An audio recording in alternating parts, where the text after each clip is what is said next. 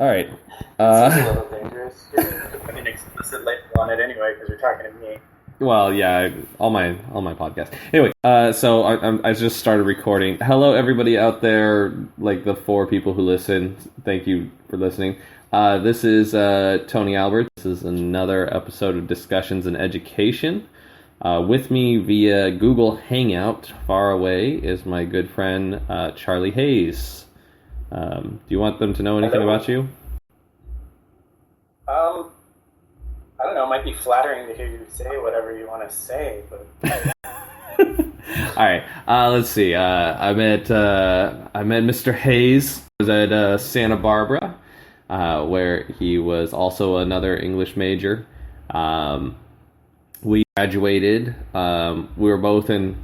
At that time we met, we were both in relationships that we did not realize were going to end someday. I guess that's the polite way of putting that one.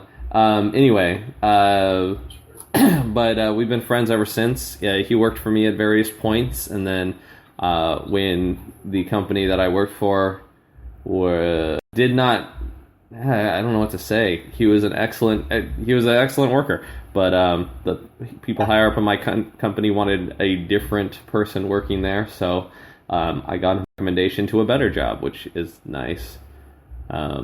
He found it, and then I was like, that library job was sweet. It was a good gig. Significantly better than Brookstone. I remember distinctly being jealous. And then we both graduated. He got interested in education first and started looking into it, and then realized that his views of education did not necessarily mesh well with what schools were attempting to hire for. He's revolutionary. You're definitely a core belief of yours is a revolution of education, which is hard a hard sell when you're. And he's very honest. I guess that would be another thing. You have a hard time lying about that. Yeah. I don't really lie about anything. Well, not anymore. So, and the big thing about our history is that I applied for the same program at Santa Cruz. Oh, that's true. And they didn't take me. Yes. And I was just like, I asked a couple people about it, and they said it was probably because you told them that you wanted to transform education. Yeah, which is... Basically, everyone I talked to was like, you can't be that naked about it. You gotta hide that shit. Yeah. And so when you went to apply it, that's what I told you. And so I cut my stuff. Don't be a revolutionary. Yeah. Don't rub their noses in it. Yeah, no, I definitely cut back some of what I was going to write in my essay, my entrance essays. And so I did end up getting in. And so I got a master's in teaching, but you ended up going the writing route. And you got what was it? Is it just creative writing? That's not the actual master's degree, was it? No, I have an MFA in creative nonfiction. There we go. Creative nonfiction, which for people out there, you might not realize it, but it is still be considered creative when you write nonfiction. So don't think. I always creative nonfiction is nonfiction you actually want to read. Yeah. Because, there's a lot of nonfiction that's just like, here's what happened, but we focus on trying to tell stories, engage people, and, make them want reading. Yeah. And real quick, for people listening, if the audio gets wonky, and like I said, I think I've apologized for this in the last 3 podcasts. We're still working on the audio. This one's harder. I went to talk with CJ for a while now. Sorry, I call him CJ. That's how I met him, but he goes by Charlie. Anyway, but I wanted to talk with him for a while. He's in Japan. He's going to be in Japan for 2 years. He's teaching English over there, and I don't know if I'm allowed to say the program. I don't want to do that. You can say it. I'm a JET. Yeah. Okay. So he's in the JET program. Was it Japanese English teachers or something? Is that what it stands for? Something like that. I'm sure it's got some interesting translation. But yeah. So he's over there for 2 years. So I won't actually be able to interview him in person for another year, because we are definitely going to Japan next winter to see you. That's like decided. Good. So Yes. as long as you're okay with that, we'll be there for probably as close to 2 weeks as we can get. That's a long time of us being in your house with a child, but It's okay. It's okay. I look forward to it. All right. Great. I look forward to it until you need to get the hell out, and then you need to get the hell out. But yeah, no. So we're looking forward to it too. But yeah, no. So, usually, start these. I usually have some sort of topic I want to talk about, but I mean, you've listened to a couple of my podcasts already, so I think instead of bringing up a topic, is there anything that you like? Kind of reflecting on what I've talked about or thrown out there, is there anything that you have wanted to put your 2 cents on and haven't had a chance to yet? So there's, so I teach here in Japan, and I'm an assistant language teacher, which means I don't actually get to control much of the curriculum. And pretty much every time they ask me to do something, it's like creating worksheets or something like that. It's really not Teaching. It's not as in-depth as what I used to do. Sorry, he used to do one-on-one tutoring and group tutoring, right? Yeah. I mean, I ran my own business as a tutor before I came here. So I basically didn't have any materials that were created by anyone. I just would show up with the test prep book that the prep company makes. We would ignore everything the prep company wrote, and then start from what I know, what you know, and how we can beat this thing. Are you hearing me okay? Yeah. You drank a couple seconds. No, I don't want to interrupt you, because I think when I talk, it cuts the feed a little. Okay. So anyway, I did things like my own way, and I was very unapologetically my own person, and it was really my own thing. And here, I'm really not allowed to be my own person, not allowed to have my own thing. I'm really kind of, I feel like a pet to the other teachers, which is okay, because what I'm getting out of it is a lot of opportunity to observe. So in the beginning, I was like, this sucks. This isn't what I want to do. I'd much rather be controlling, calling the shots. But at this point, I came to Japan not only to just get away from my old life and have some new experiences, but also because I wanted to observe a different culture's education system. In California, I had worked in a classroom for every single grade, diapers to college, except for sixth. Except for an odd age to skip. Yeah, for some reason, sixth grade never came. Well, I mean, you also, you and I talked pretty frequently, so even if you weren't in the classroom, you kind of got a very immediate view of what was going on in at least one classroom out there. Yeah, I got to hear from you. I had other friends who were teachers too. A lot of people I played Frisbee with have conversations about what they were doing and what they were seeing. Yeah. And, I'm a constant student of everything, on the internet, YouTube, I study just about everything. I listen to podcasts about neuroscience and psychology and, how cognitive science works in the modern day. So I'm constantly learning about all these things. But as an actual practitioner, I was always hitting the ground running and had to keep moving. I didn't get and look at it from. Oh. And so I think you dropped a little bit there. Instead of being upset. Okay. About what I'm stuck with, I decided to take it as an opportunity to observe, to think about what's going on. What was that? And to improve everything. Wait, what did you just rip off? There was a piece of tape on my computer. I didn't think you would hear it. Oh, it was so loud. It was like it was like ripping Velcro by the mic. I was like, what the hell? That was really weird. I'm sorry. No, it's okay.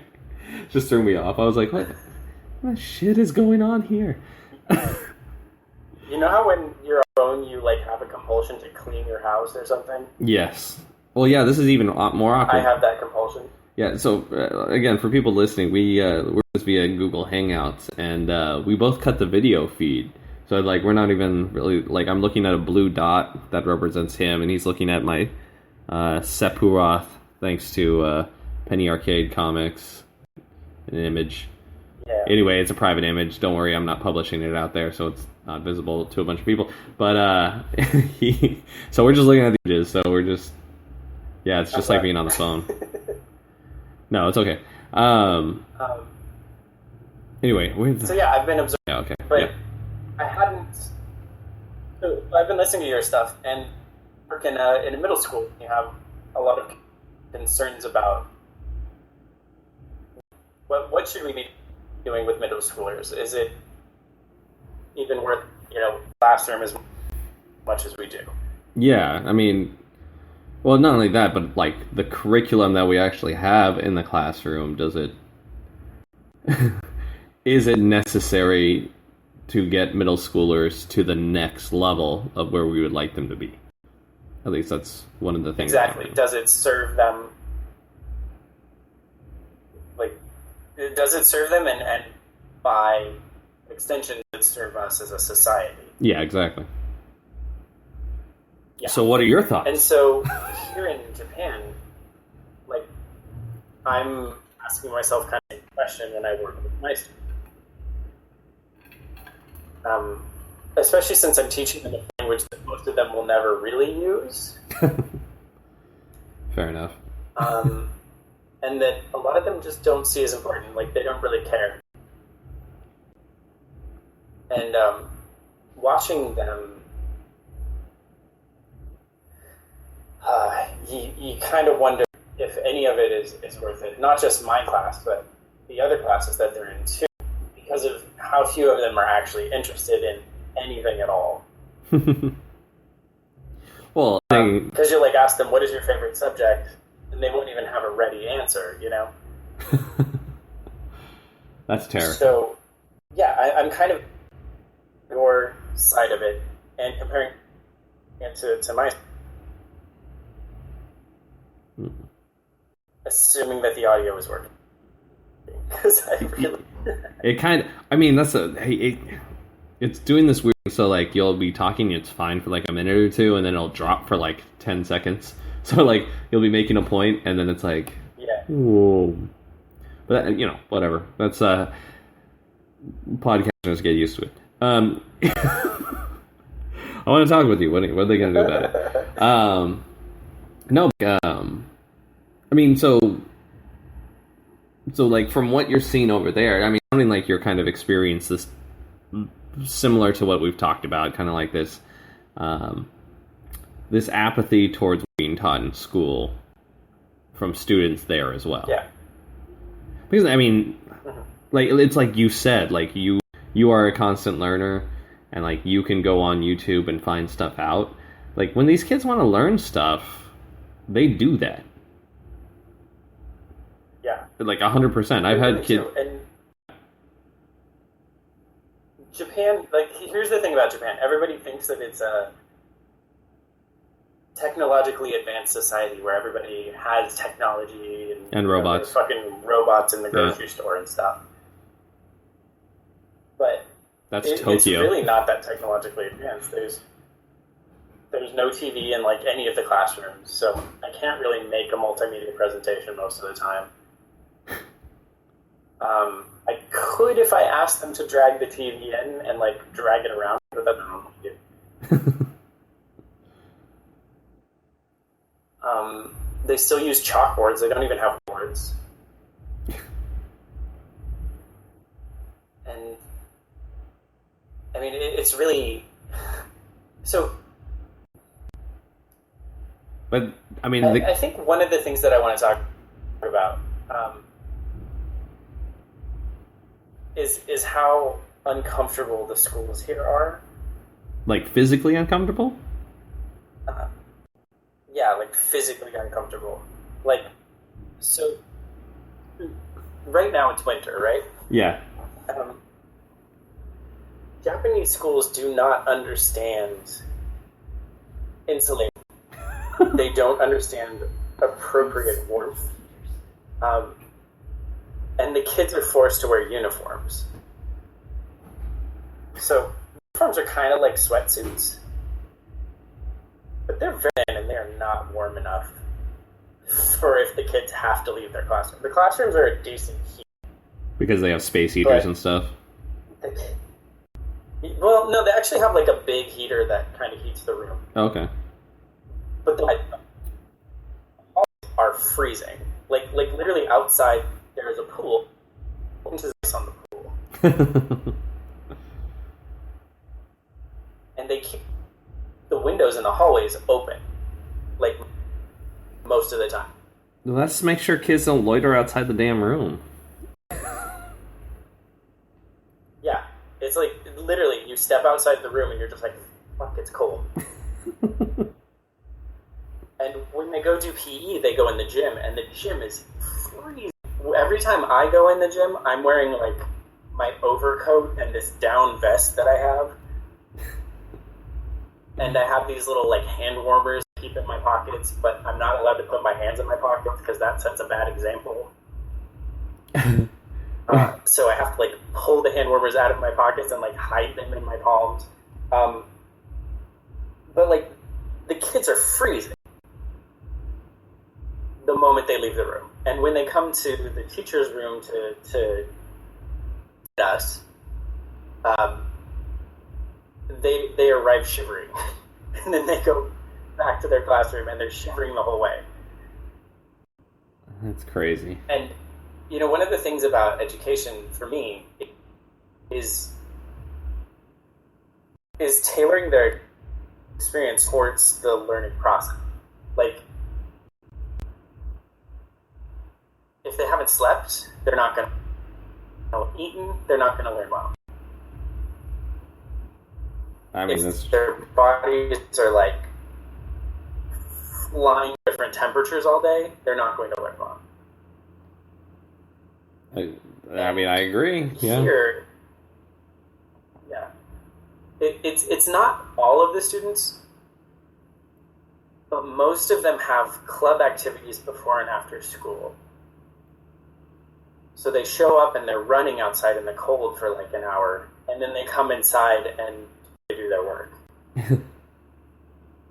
And when I ask them, so every day it's part of the lesson, you show up and say, hello everyone, and they say, hello Charlie. Why do they call you Charlie? Say, how are you? And they say, I'm blank. Thank you. You? What do they say? Always, I'm tired, I'm sleepy, I'm hungry. Oh, at least they know those English words. I have literally 3 students who will always say they're happy, and that's it. I mean, you went to Japan. I mean, obviously, like you said, you went to Japan to kind of get away from here, to kind of start over again and like get a fresh start. Which I have to say, like, you know, from our conversations and the emails we sent back and forth, you're doing a pretty decent job of at least like socially and emotionally kind of getting that restart, which is a good thing. But I know definitely a part of a large, like you were mentioning, a large part of you wanted to go and observe and see what education was like in another country. And so like it's sounding like it's not necessarily measuring up favorably. I mean, not that it's necessarily worse than the U.S. education, but that it's equally bad, but in different ways. Yeah, there's a lot of that. I really, so like middle schoolers weren't my cup of tea before I came here.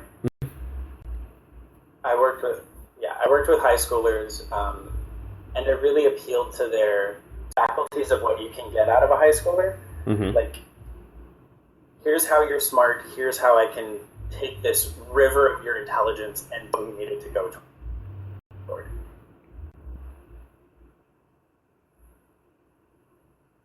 Did you hear that? I did. Yes, you're the river of intelligence, and you're helping them direct it to what they want to go towards.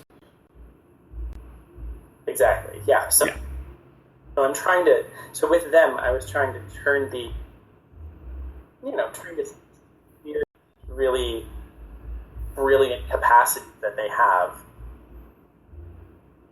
toward what they needed to be doing. Mm-hmm. And with the middle schoolers, they do have some capacities, and especially the ones that are passionate about something, you can divert them just as easily as you could most high schoolers. Yeah. There are so many disaffected kids who are so tired or hungry or cold or just distracted because they'd rather be doing something else. It becomes rather excruciating sometimes. Yeah, I can see that. No, I mean, yeah. I don't know what much more other than like. I really wish that. So Japan actually decent care of its teachers. They do work way more than even you do, though, which is like crazy. You can get a bonus at the end of the year that's up to like a third of their pay. What? So they do a merit pay? They can get compensated. How do they get? Is that based on like student performance, or what is it based on? Oh, it's not based on student performance. It's more like based on what put into it. Like if the teacher's been staying way late every day and that kind of stuff, that gets like factored. Oh, so like that's part of the principal or the administrator's job is to observe every teacher and keep track of what they're actually doing. Yeah, I don't think that you even have. I don't think the teachers even have. I mean, because of the way it's done here, it's not like a teacher has a room. They don't. They have their own rooms? There's like a staff room. Oh, where all the teachers like work, and then they have a classroom. Yeah, but they don't even have like a dedicated classroom. See, this is okay. So you're okay. So that makes sense. So the students have a classroom, and then once one teacher is done teaching, then they go get the next teacher to teach in that same classroom. Not even the teacher who goes back. It's that two students will get up and go get the next teacher. Okay. Yeah. So like I'm sitting at my desk. And the class representatives will come and get you. Two kids walk up to me and say, "Can I help you?" Wait, they'll say, "Can I help you?" to you? And I say yes, and then they take me to a room. Oh, that's. Yeah. Huh. Can I? Yeah. That's oddly phrased, but okay. Well, yeah, they're doing their best, but.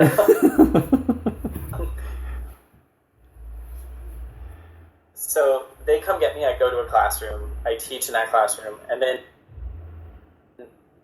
right about the time I finish that class, two kids will show up for class and come get me from that room. Oh, okay. Or I go back to the staff room, depending. On whether you've been holy sick or not.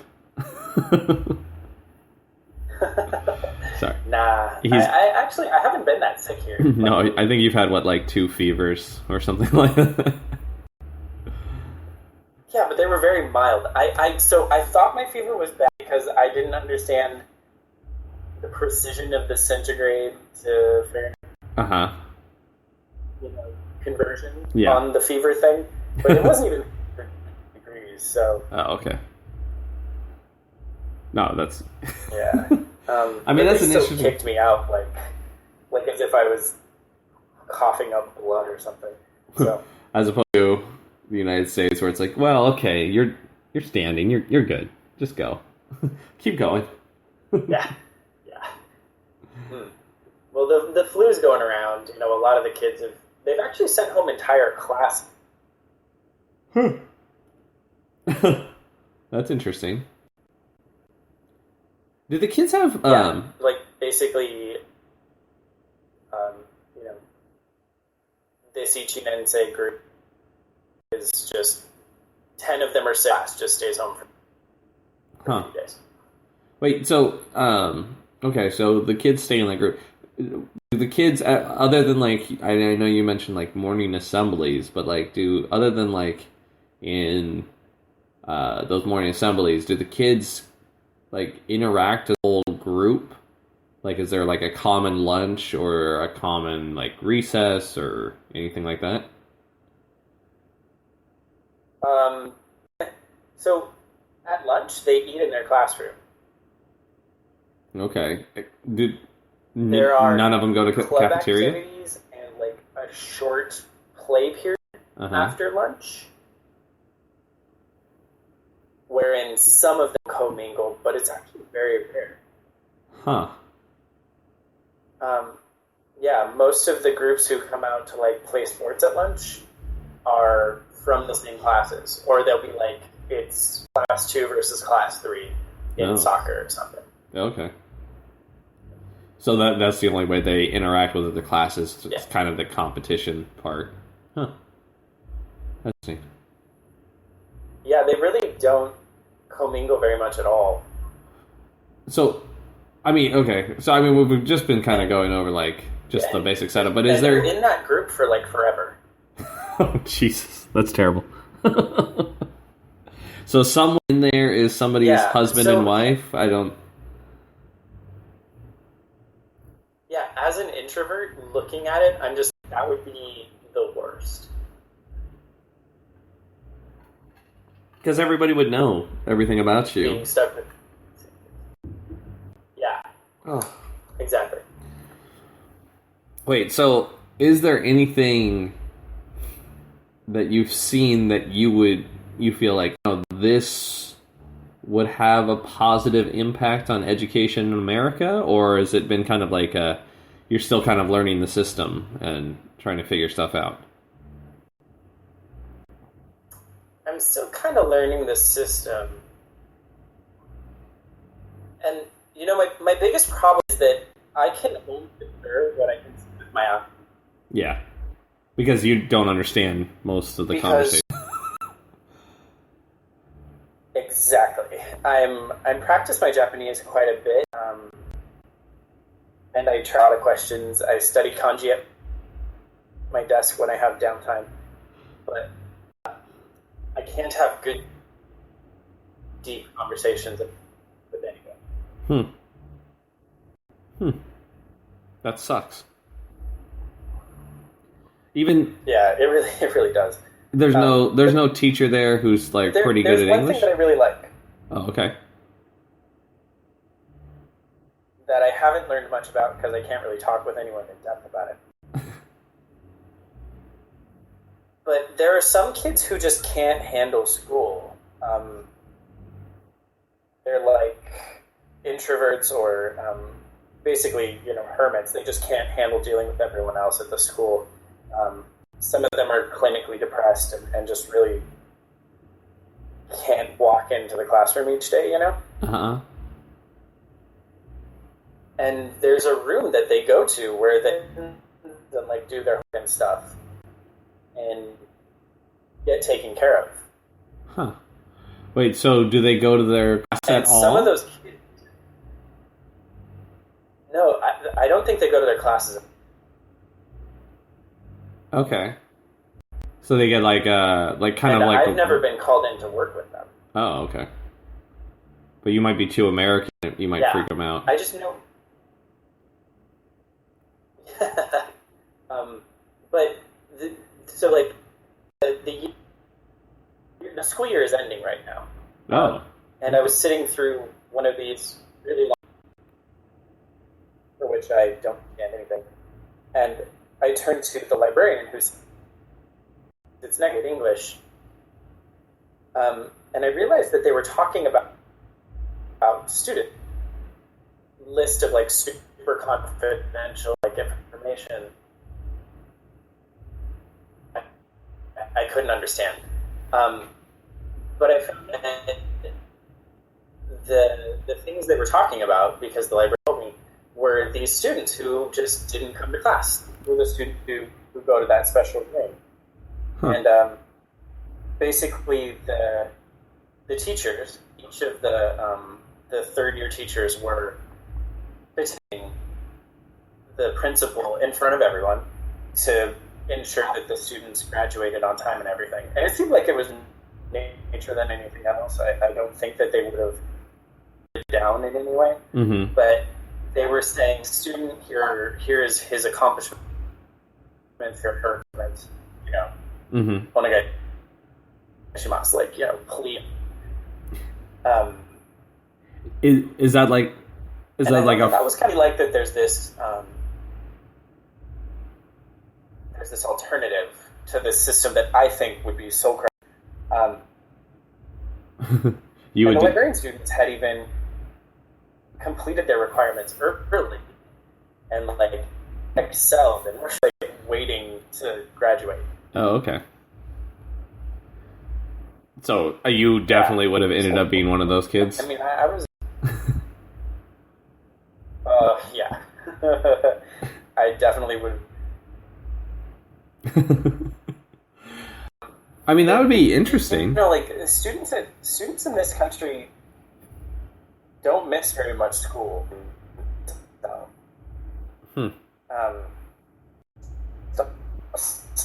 So I think I would have been forced into that program even if I could hack it psychologically. I'd probably the other track because I just didn't come in. Oh yeah, you had a lot of health issues when you were younger, right? Yeah, I mean, issues than health issues. Oh yeah, yeah. I would wake up in the morning. I wouldn't be hungry, and I just got eating.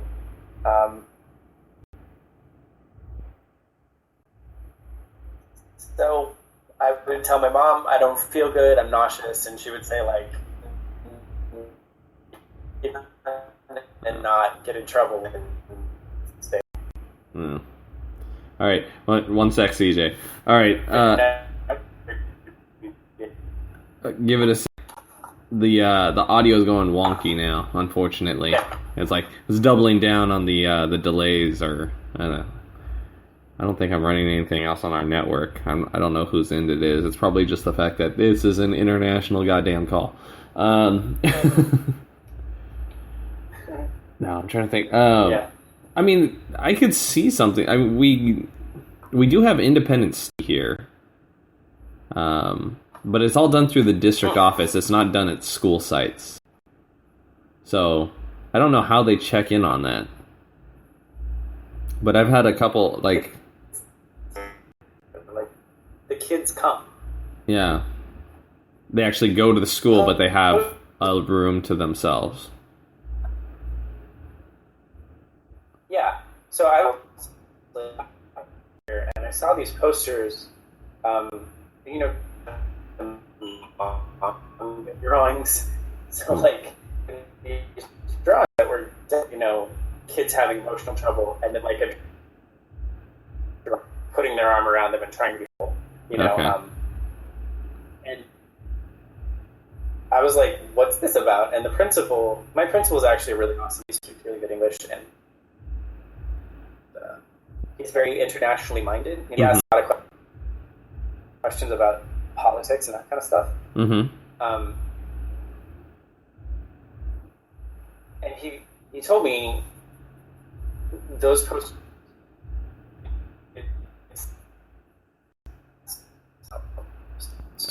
It's here. You might have to repeat that. Okay, wait. Okay. Okay, what are we at? 35 minutes? Oh, this isn't even close to... okay, I wanted to have a longer conversation, but we might have to do this in, like, multiple parts, CJ, because I don't know what's happening, but our bandwidth is like being taxed. Yeah. Damn it! Now I want to know what the hell the posters were about. Wait. I don't know that this is. Okay, wait.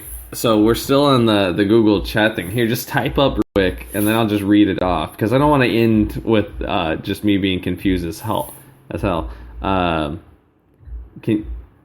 Can you type it into it, and I'll just read out your response. Okay, so the posters were about what again? Let's see. So hopefully, you do type fairly fast. It's funny. So I don't know if you can hear how your voice is turning, or maybe my voice is doing the same thing on your side. But on this side, it sounds like you're a robot trying to orgasm. It's like and then it just cuts out. Okay. He says, the Japanese kids are really good at manga drawings, and it was really easy to tell what the pictures were of. And I think you were saying the pictures were of, like, kids who look depressed or have a hard time. Oh, okay. And putting their arms around each other and comforting someone. Lots of dogs. Okay. And then what did the principal say? You couldn't read it. The principal said they were about... Okay, so what we did hear was that your principal is very internationally minded, talks about politics a lot, which is cool. Good English. And then, oh yeah, he's great at English, so he told me, thank you for being patient, podcast listeners, that they were about these kids who couldn't come to class. Now, I mean, I've got a couple who could probably use that. There was a kid who stopped coming to school because of stuff that happened on phones that should not have happened. Okay, wait. And how they should take care of them if they encountered them calls. Oh, so it was like to all the kids and how they should react to these kids if they encountered one. Like, here's how you talk to each other. Here's how you show support. Here's how you don't scare them off. Oh, that would be freaking wonderfully useful. Well, we can have kids do. I could have kids do that. Those would be some good drawings. There's a robot again. I don't know what happened to the sound. This is really weird. Let's see if you can. Okay, so I think we'll probably cut this short. I wanted to talk to you for much longer, CJ. We'll have to figure out a better time or a better method. See, now I heard that fine. Why did I hear you type on your computer fine, but now I can't hear your voice? These computers are just fucking with me. It's like teaching empathy to an extent or just a better solution. Yeah. I'm getting the robot back too. Fair enough. Yeah, it's a sexy robot sound. Yeah. Very sexy. Anyway, so I will sign off. I'll say... Nice. Do you want to try talking one last time and trying to say goodbye?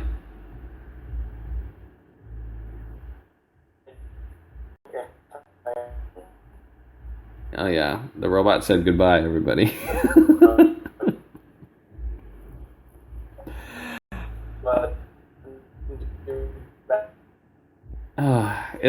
Okay. It's like talking to Stephen Hawking. Like, that's what I feel like, but like his machine has broken, and I don't know how else to describe it. Now I'm just being amused. Okay. So I'm going to cut the podcast now. Thank you very much, everyone, for listening. Let me type goodbye to CJ. We'll work. Oh, sorry, I was rambling too. Thumbs up. Oh, he can still hear me. What the hell? Why is his end going wonky to me, but he can hear me fine? Okay, well, I don't have to type that. If I can... I don't know. Maybe I'll force you, like... You're coming through clearly, actually. See? Oh, no more robot voice. Okay. Maybe at some point I'll have you just type up a little thing and I'll read it to people. Because I can always do it during one of my monologues. But I think we'll call it a night. Thank you, everyone who might be listening. I know you might be very interested in Japan. No dubstep. Sure, I can write emails whenever. Okay, cool. Maybe I should try this with Skype. I don't know if Skype will be any better or if it's all due to the internet connection. Maybe we need microphones. Okay, yeah, we'll try with Skype sometime. All right, everybody. Thank you for listening to me mumble and ramble as I'm reading CJ speaking to me. Next time, I don't know what the next time will be. It'll be hopefully sometime within the next week. Yeah, that's my plan. All right. Good night, everybody. Have a good one. Thank you for listening. What discussions in education? I think this is number 11 or number 12. I'm losing count now. Bye.